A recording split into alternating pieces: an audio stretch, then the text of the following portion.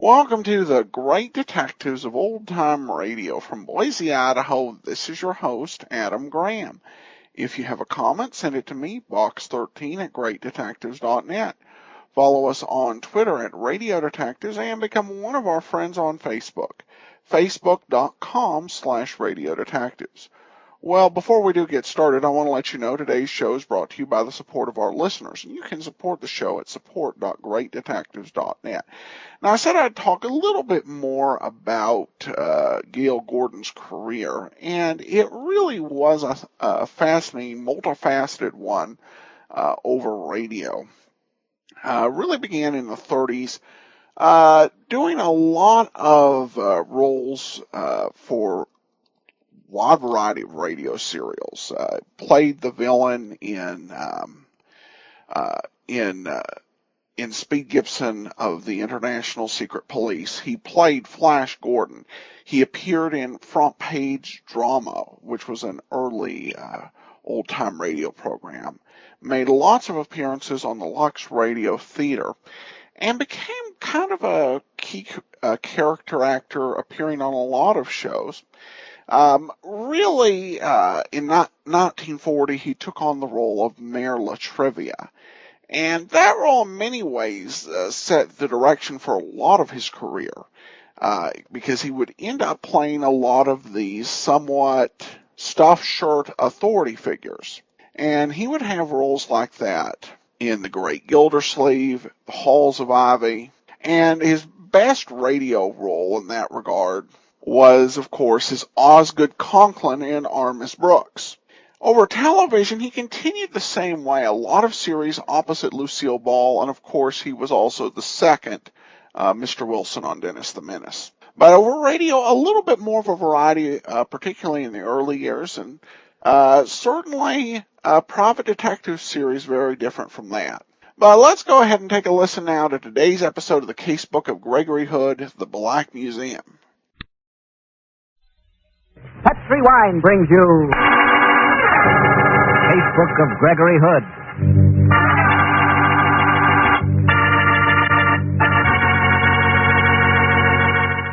Tonight, the Petri family, the family that took time to bring you good wine, invite you to listen to the story of The Black Museum, another exciting adventure from the Casebook of Gregory Hood. And if you don't mind, I'd like to ask you to do a little something for me. And yourself. Tomorrow night, along with your dinner, serve Petri California Burgundy. Petri Burgundy, you know, is the perfect companion for any kind of meat or meat dish. It's a red wine, just as rich in flavor as it is in color. It can transform an ordinary meal into a real occasion. Take even a simple dish like hamburger steak. Cook that hamburger exactly the way you like it. Rare, medium, well done, fried, barbecued, anyway. Then serve it with a glass of delicious Petri Burgundy. Why, you have a meal that would make anyone happy, even a connoisseur. Remember, when you serve that Petri Burgundy, you can serve it proudly, because Petri is the proudest name in a long history of fine wine.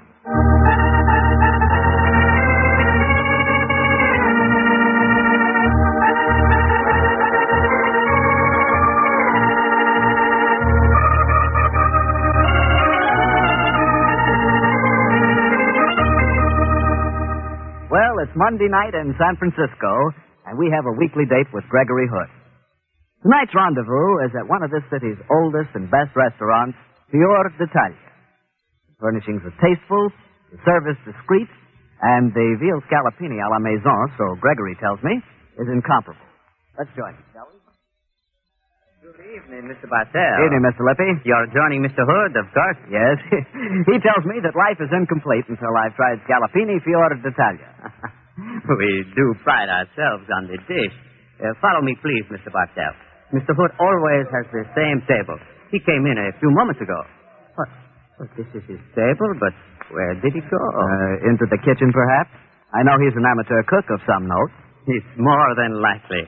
Please, do sit down, Mr. Bartell, and I will see if I can find him. Thanks, Mr. Lippy. Here he comes now. Oh, evening, Gregory. Hello, Harry. I see Basil Lippy's taking care of you. Thank you, Basil. It was a pleasure. Harry, this is quite an occasion.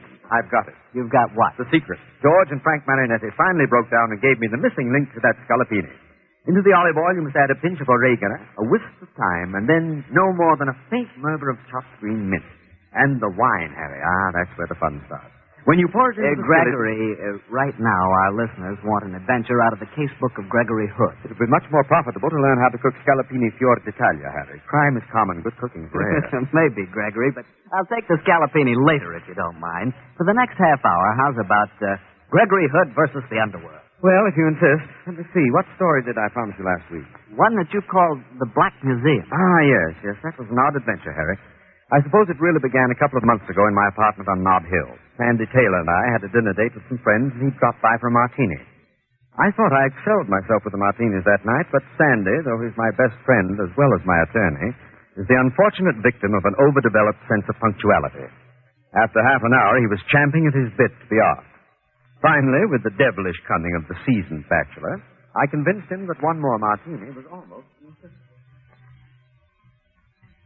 All right, Gregory, you win. The snap of your arm was positively deafening, Sandy. But let's watch the time. The Alstons are expecting us at 7:15. They're such nice people that I'm always astonished at their gastronomic indifference. Their cook deserves to be stewed in her own culinary juices. Pleasant thought, but she'd need a colossal saucepan. True. By the way, Sandy, did you know Tim Brady arrived back in town today? Tim Brady? Oh, yes, he's your agent down in Mexico, isn't he? Yeah. Has he unearthed any treasures this trip? Haven't seen him yet. He called me just before you arrived. I told him to drop by for a drink. Don't know what happened to him. Well, he better hurry. Oh, that must be Tim now. Oh, Lord. Give him a fast price, Gregory. Oh, there's a martini left. I'll give him that, and then he can walk down to the car. Hello, Tim. Good to see you again, Gregory. How are you, Mr. Taylor? Oh, hello, Brady. Too bad you arrived so late. We've got to rush. We're behind schedule now. Sorry, but I got tied up. Can I walk down to the car with you? Just what I was going to suggest. In the meanwhile, there's one martini that's homeless. Not any longer, Gregory. Thanks. How are things down in Mexico? Well, not too promising for Gregory Hood Importers. Oh, government control? Yeah, most of the good stuff's sewed up. And smuggling's not what it used to be, huh? Did you get anything really choice? Well, just the one item. It's the honey. What did you think of it? Well, I went through your last shipment at the warehouse, but I didn't notice anything special. And what did you dig up, Brady? Oh, a knife. A sacrificial knife. It's a genuine pre-conqueror item. Obsidian blade, carved stone handle, and it's guaranteed to have been used in human sacrifices to the war gods. Good work, Tim. Of course, you didn't send it with a regular consignment. No, special packaging. But it should have been here by now. Oh, sounds like a real find. Did you pay a big price for it? No, got it for a song, but there's a reason for that. Its previous owner just got himself murdered with it. From what I hear, they usually do. Huh? The knife's got a curse on it, Gregory. Whoever has it in his possession is supposed to die soon and violently. Dear me. I must polish up my steel waistcoat. But in the meantime, I guess we must be moving. Want to walk down to the car with us? Oh, sure, Gregory. Get our hats, Sandy, will you? You mean I've really got you on your way? Wonders we'll never see.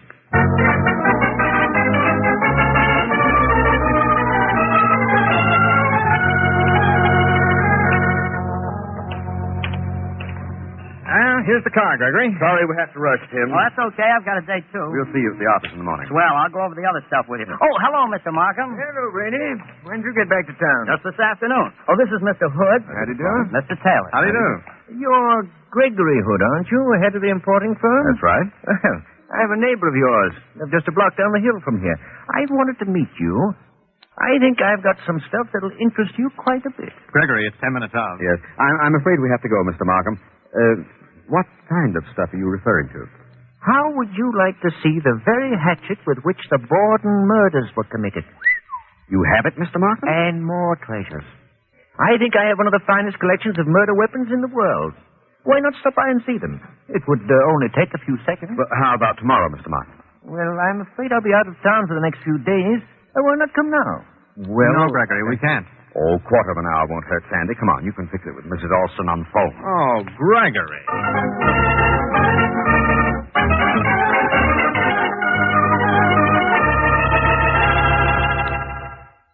And here, Mr. Hood, is the carving knife which Henry White, the Piedmont plumber, used to decapitate his wife. I remember the case. They never did find her head, did they?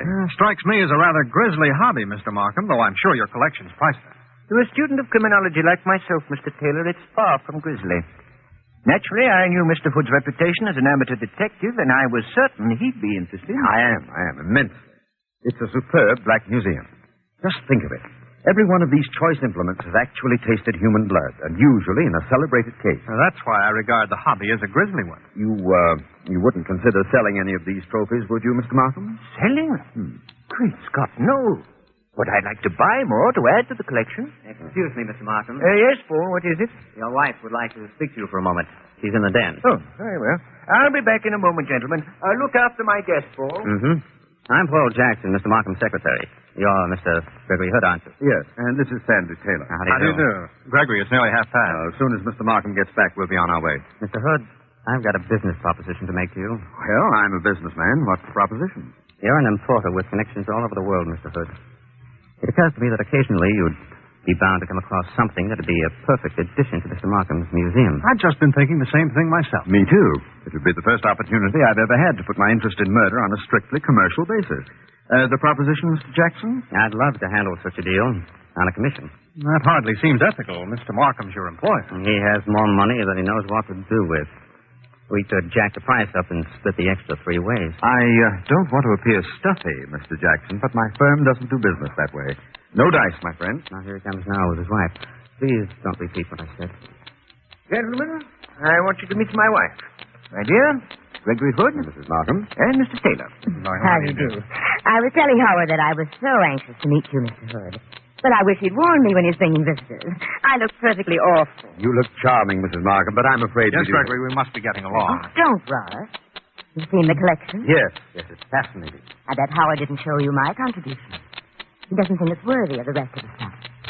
Come in here and let me show you, Mr. Hood. Excuse us for a moment. Ethelby, it's never been proven to be authentic. So Howard won't let me keep it as his collection. It's banished to the study. What is the treasure? A jade inkwell. Somebody's supposed to have conked his 50 girlfriend on the head with it 43 times before she was ready for the casket. I bought it in Chinatown. Oh, is this it on the desk? Yes, that's it.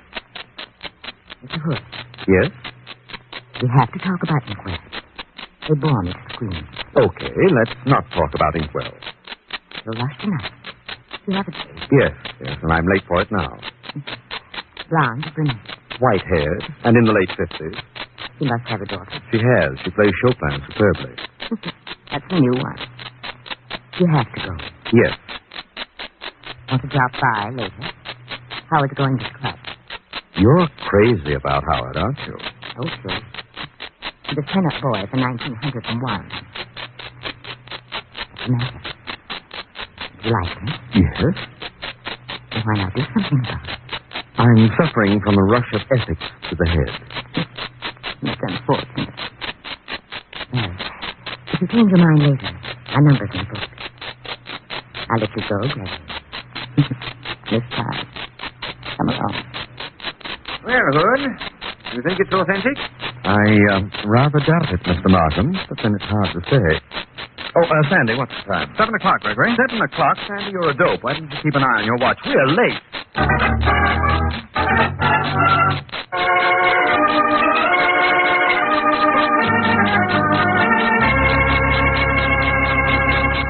All right, Gregory. I'll come up to your apartment for just one glass of port.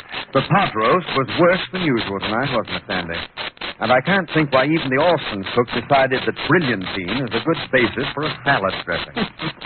Oh, it wasn't that bad. Gregory, Yes? I'll never quite understand you. What makes you say that? You were equally charming both to Mrs. Markham, who had all the subtlety of a steamroller, and to Miss Alston, who's really a very nice girl. Obviously, you didn't like either of them. What kind of a woman do you like? Where's my key? Oh, here we are. What kind of a woman do I like? Oh, I don't ask much, Sandy. Just an offbeat sense of humor, great beauty, and a certain way with animals. That shouldn't be too hard to find. Oh, no, of course not. What I had in mind was something like... Good evening, Mr. Hood. Yes, it might easily be someone very like you. Who's she? Oh, she's... Who are you, and how did you get in here? I smile at your man's servant.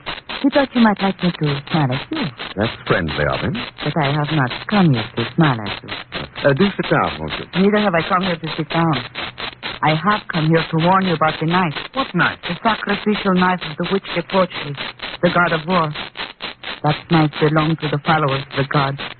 You must not keep it, Mr. Hood. Listen to what Pilar says. Whoever owns the knife wrongfully will die. He will die by the knife, too. Are you sure you haven't been reading too many mystery stories, young lady? Do not make fun of me. I've come here to bring you warning. That's very nice of you. Who are you? I am... How do you say? Aztec. Aztec. I am an Aztec priestess. I warn you. Others follow you. While you own the knife, you die. If you must threaten me, I do wish to sit down. We'd all be more comfortable. That is all I have to say. Remember what I have said. Now, wait a minute. So far, this has been a one-track conversation. Why do you have to leave? Because I wish to leave. Goodbye. I'll be back in a jiffy, Sandy. Why do you follow me? I'm not. I'm just being a gentleman and seeing you to your car. Who sent you here? Nobody. Where do you live? I shall not tell you. What's your phone number? I have no phone. Mine's Douglas, 6977. What's your other name, Pilar? Leave me alone. I came here to You came warn. here to try and scare me, and now I'm scaring you, Pilar. Oh, well, let me drive you home. Goodbye, Mr. Wood. Au revoir, Pilar. We'll meet again. I promise you we'll meet again.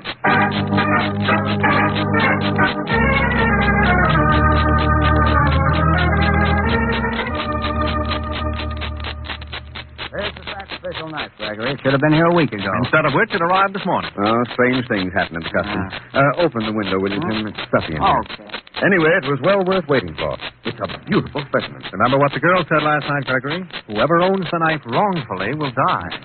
Who was that girl, Greg? Last name, address, telephone number, unknown. But she put on quite a convincing act. She didn't dream it up herself, though. I'll find out who put her up to it. Oh, this knife is exquisite. Hold it up by the window, Sandy. Going to fetch a lot of money, Gregory. If I sell it. Markham would probably give his eye teeth for it. Yes, and as his eye teeth are undoubtedly detachable, I don't think it would be much of a bargain. Look at the blood stains on this. Probably 15th century. Look out, Gregory! What? Holy smoke. Somebody chucked a knife through the window. There's an office building opposite, but I can't see anyone. I didn't expect you to. You're dealing with an expert. He only missed me by a few inches. Awfully bad for the redwood paneling, though. Let's see.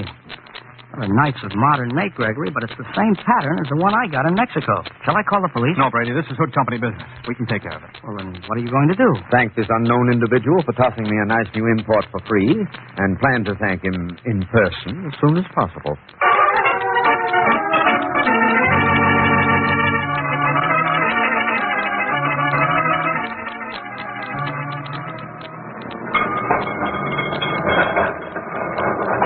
Gregory? Yes? I'm crazy about riding in the open section of these cable cars. Good. So am I. But we've been up Nob Hill twice and down it once. This is the second trip down. Where's it getting us? Up and down Nob Hill.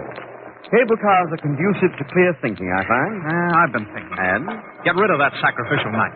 It's the only sensible thing to do. And you've got a perfect market for it. You mean Mr. Markham's Black Museum? Sure.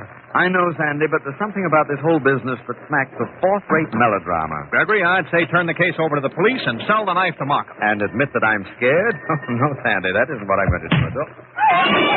Another knife thrown at you, Gregory. Yes. This time it was really close. Sandy, fourth-rate melodrama or not, I'm beginning to think I'm unpopular.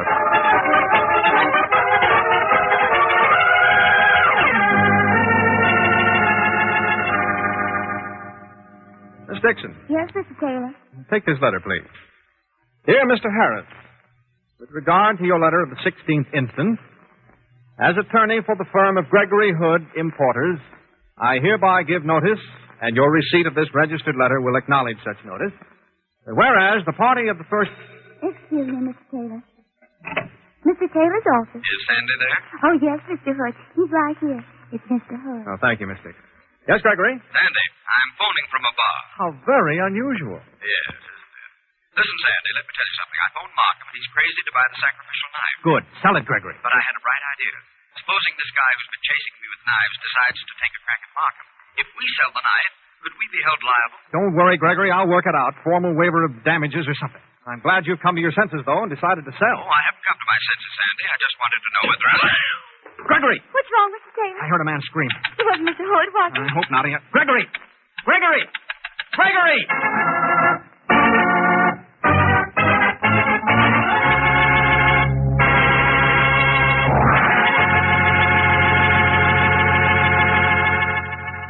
hear the rest of Gregory Hood's story in just a second, so in the meantime, I'm going to tell you about a white wine that's really marvelous with chicken. The wine is Petri, California Sauterne. Petri Sauterne is a delicate, subtle wine, beautifully golden in color. One sip, and you'll know that you've discovered the kind of wine you've long looked for.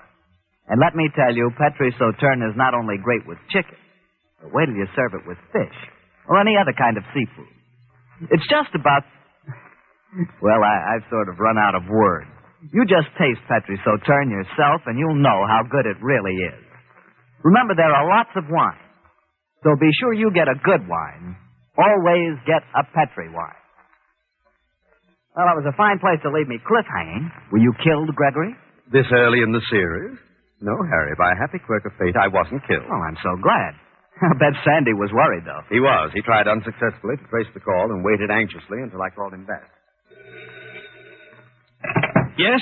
This is Gregory. Gregory, you scared the daylights out of me. Sorry, I called you back as soon as I could. Well, what happened? Another knife thrown at you? Yes, but this time a neighboring barfly lurched in front of me. That was the yelp you must have heard. Did it get him? Nicked his shoulder. Nothing serious, except that he might sign the pledge.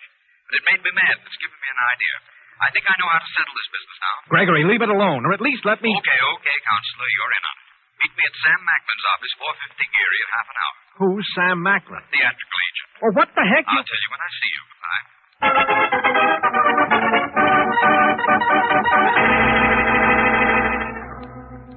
Well, Sam, how's business? Hi, Greg. Business ain't what it used to be. I don't think it ever has been. Well, what can I do for you this time, Greg? You chasing down the phone number of another ballet dancer? I do want to find a dancer, but I assure you it's strictly business this time. Well, I'll see what I can do. I want the addresses of any female Spanish dancers now in San Francisco. Spanish dancers? I can find you 100 Mexican ones. No, Sam. Real Spanish dancers, not Mexican. Okay, I'll look through my book. And while you're at it, see if you can track down any knife throwers for me. Spanish dancers and knife throwers. Gregory, my boy, your tastes are certainly changing.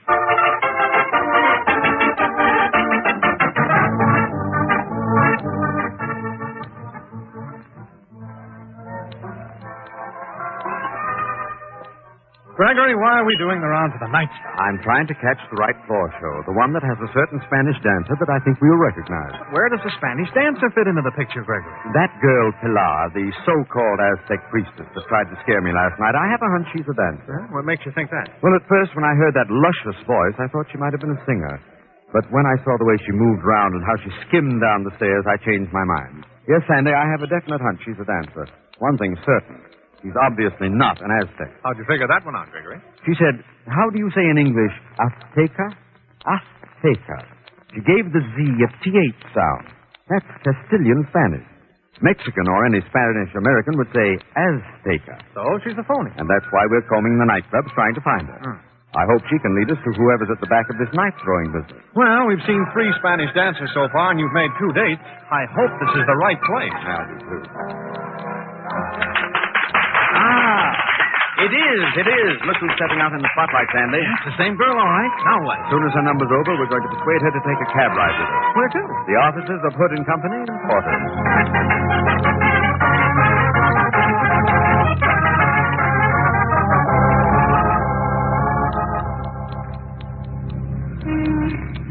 But, Mr. Hood, why you take me from the club? I must dance there again tonight. Now, don't worry, Pilar. I'll get you back there in time and stay to watch you. Right now, we want information. Who hired you to come up and try and scare me last night? Oh, it would not be fair to tell you. He told me it was only a joke. And he paid me well. It would not be right to give the joke away. Listen, Pilar, I'm a lawyer, and I assure you you're not mixed up with a joke. You're mixed up with attempted murder. Master. Oh, no. Mr. Hood, you must release me to that. That's all right, Pilar. Take it easy. Just answer my questions, and you'll be all right. They tried to murder you, Mr. Hood? Apparently, though, of course, they're really after someone else. How'd you figure that, Gregory? If they were really after me, no expert knife thrower could have failed in 3 attempts. Therefore, the whole act of sending Pilar with the warning and the knife throwing was a deliberate plan to scare me into selling the knife fast. Now, who would be the obvious customer? Mr. Markham. Sure. So what we've uncovered now is a plan to murder Markham. Oh, I understand it now. By making the killing seem to hinge on the knife, it casts suspicion away from a personal motive for killing Markham. Very clever of you to figure that, Gregory, if I may say so. You may, Sandy. Please, Mr. Hood. I do not understand what you both talk about. I'll explain it at supper, Pilar. Now, just tell me who hired you. I do not know his name, Mr. Hood. And I hardly saw his face.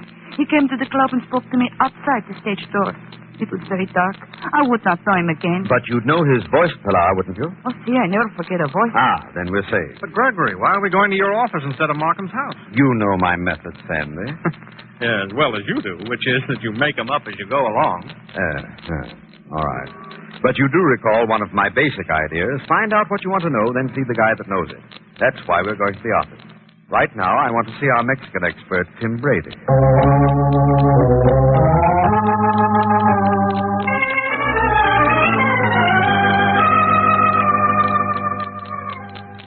So that's the situation, Tim. Somebody's scheming to murder Markham. Doesn't seem possible, Gregory. Mr. Hood. Not yet, Pilar. Gregory, have you any idea who's back of it? All right, Pilar. Now. You are Mr. Brady. You heard me. I recognize your voice. Are you crazy? No, Brady, she isn't. It had to be you, Tim, because Pilar approached me with the warning before I got the knife. At that time, you were the only man in California who knew that I was going to receive an ancient sacrificial knife. You didn't foresee the delay. Oh, but Gregory, you're nuts. What possible motive could I have? You know the Markhams. You introduced me, and the motive for any man of average susceptibility is obvious enough after you've met Mrs. Markham. Very ingenious. You could bring in Pilar as a witness, of course. You bet we will, Brady. And my old pal, Lieutenant Silvers at the San Francisco Police, has put a tracer out for me for knife throwers. I imagine you told the man who threw the knives that it was a joke, too, this business of throwing near misses. The final knife that would not have missed Markham, I imagine you planned to wield yourself. You're making a good case, Gregory, but of what? No crime has been committed yet. All the better. A detective who forestalls a murder for a change? But it seems to leave me in the clear. Not quite, Tim. That man who was wounded in the bar when the knife nicked him this afternoon, infection set in. He died in the hospital an hour ago. I'm afraid it's a murder charge, Brady. He died? Okay, you're the only ones who can... This is a pleasure, Tim. That's a honey. Knocked him out cold. And to think that I selected that guy to represent our Mexican interests. Call the police, Sandy, will you? Yeah, right away. You did not hurt yourself, Mr. Hood? No, Pilar, just bruised my knuckles. Sandy, Tim pulled a gun on us. I imagine we can book him on assault with intention to commit murder, can't we? Sure, but this man that died, Gregory, why didn't you tell me? Because I only dreamed it up just now. It seemed the one way to make Tim show his hand. Gregory, you're completely unprincipled. Sure I am. I think you're wonderful, Mr. Hood. When Tim pulled that gun just now, you called me Gregory. Why go back to Mister? Very well. Gregory. Oh, but please, you must take me back to my club soon. Just as soon as the police get here, Pilar, the two of us will take you back. And later on tonight, we'll really show you the town. Oh, not me, Gregory. I'm going home to Mary and the children. Give me police headquarters. Then Pilar and I will do the town alone. It's the date, Pilar? Very much of a date, Gregory.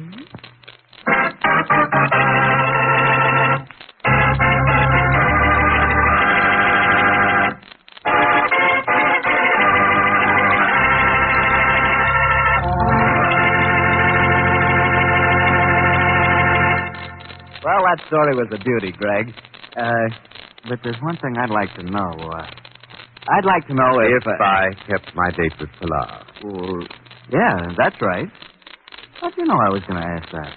Everybody else does. Why not you? And I can tell you that your next question is going to be... what's Pilar's phone number? Right.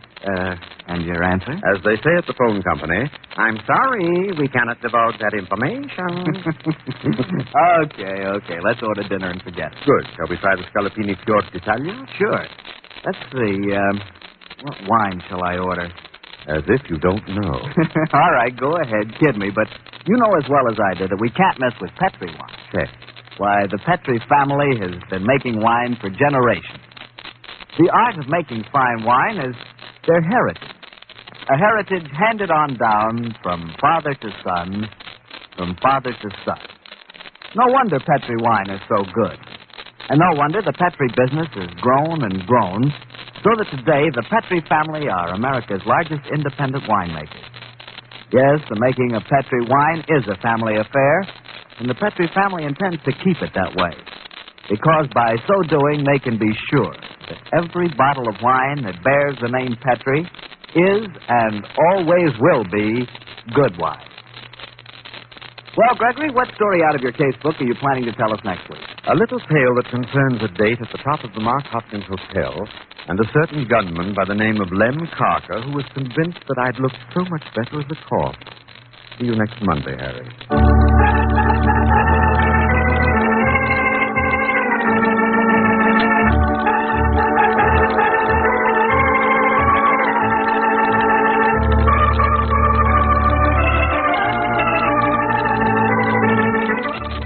The Casebook of Gregory Hood is written by Dennis Green and Anthony Boucher.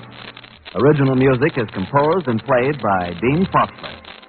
Gale Gordon plays the part of Gregory Hood, and Sanderson Taylor is played by Art Gilmore.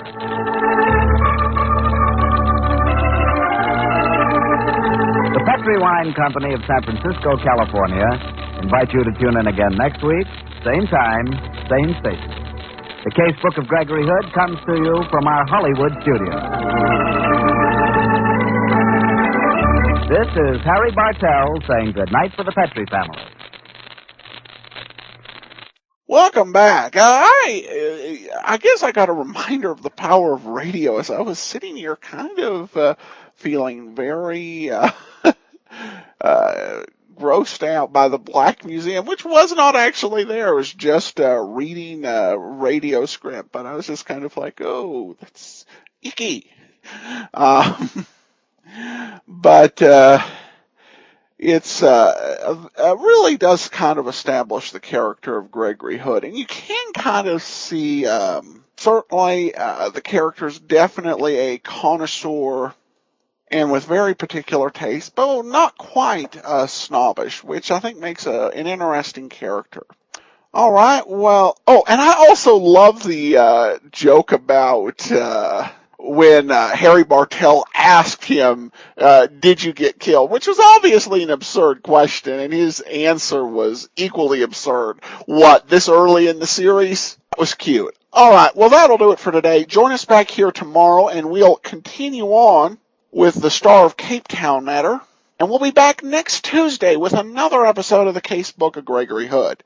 In the meantime, send your comments to box13@greatdetectives.net. You can follow us on Twitter at Radio Detectives and become one of our friends on Facebook, facebook.com/Radio Detectives. From Boise, Idaho, this is your host, Adam Graham, signing off.